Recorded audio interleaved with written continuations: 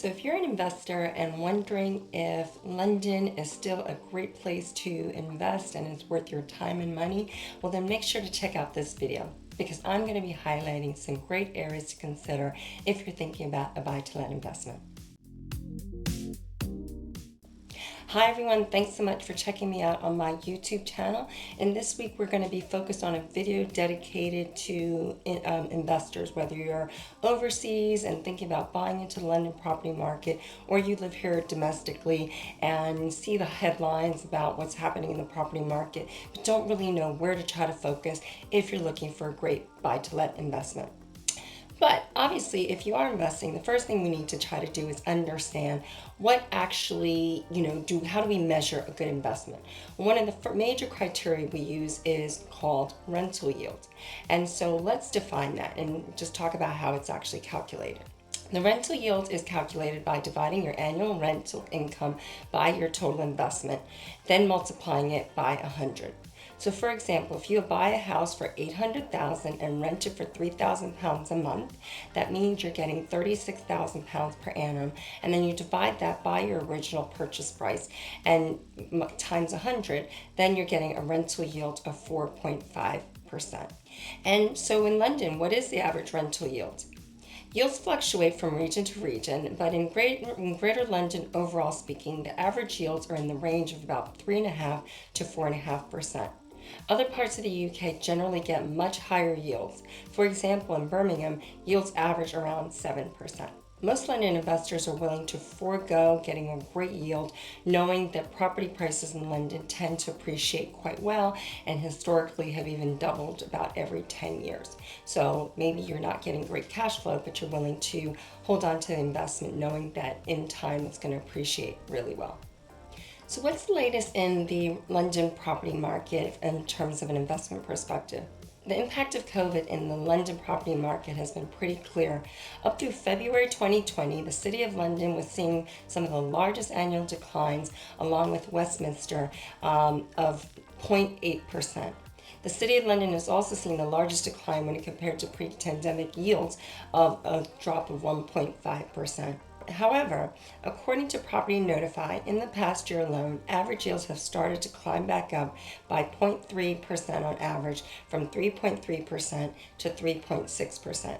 In the SC17 postcode area around Walworth, yields have increased by 1.4% from 4% to 5.4%.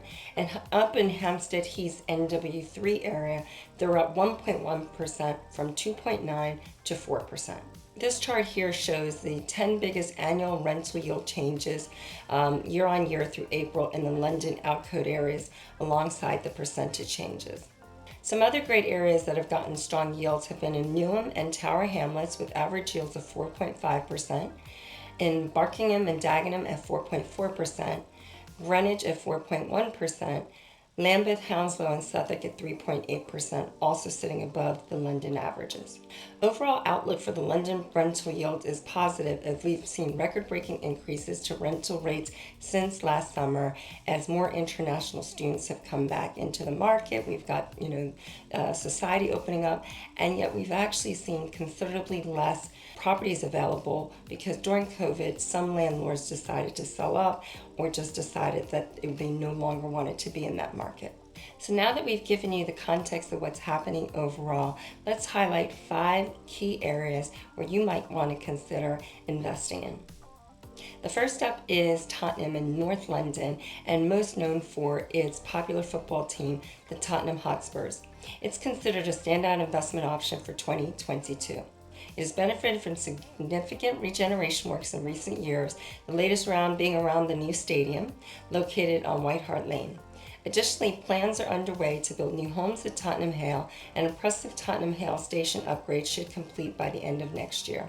Tottenham's transport and rail links are also strong. However, the property market has experienced slower growth than its borough of Harringay as a whole, leaving plenty of opportunity for some great returns on investment. So for example, average property prices around Harringay rose by more than 10% in 2020 and a further 4% last year, and currently sit at $693,870. However, Tottenham, meanwhile, is sitting around £515,000 per average, leaving significant room for equity growth for someone looking to invest. And average yields in Tottenham are around 4.5%. Now let's highlight Barking. When it comes to value for money, it doesn't get much better than Barking.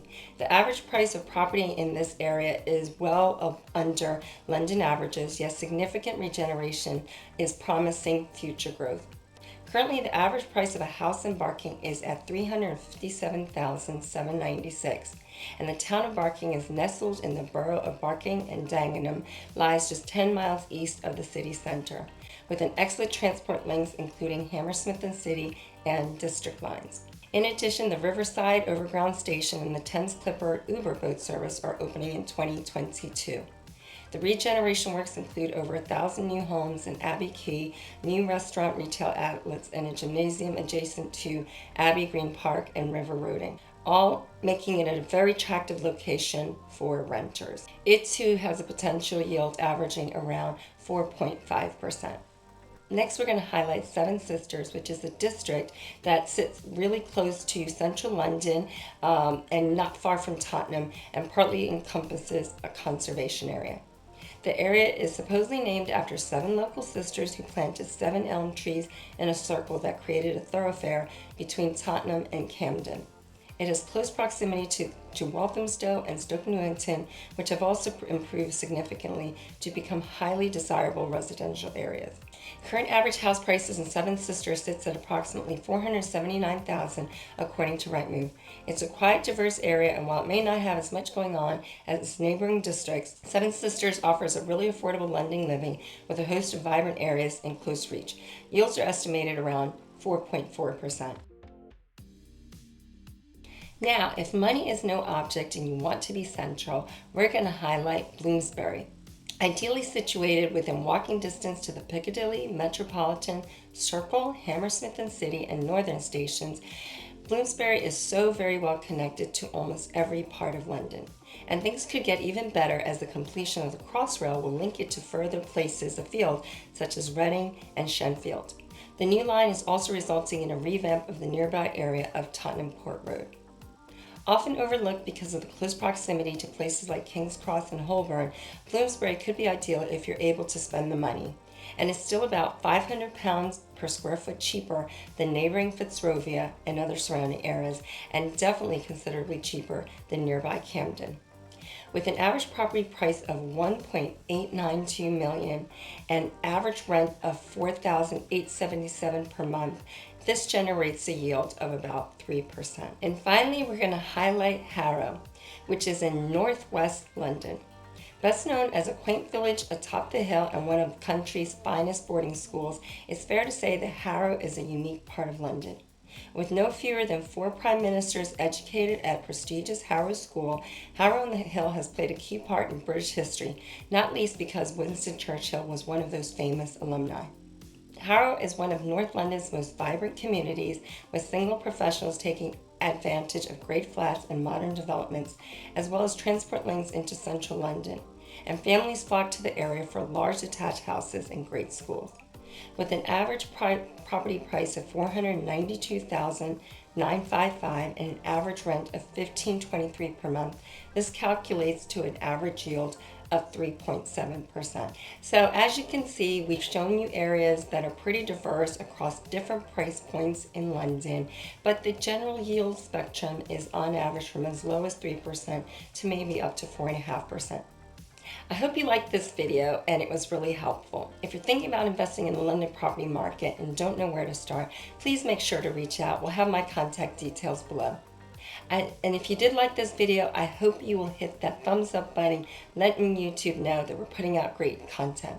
And if you want to know more about the London property market, please make sure to follow me on my Instagram channel, where we post daily about life in London and living in this incredible city.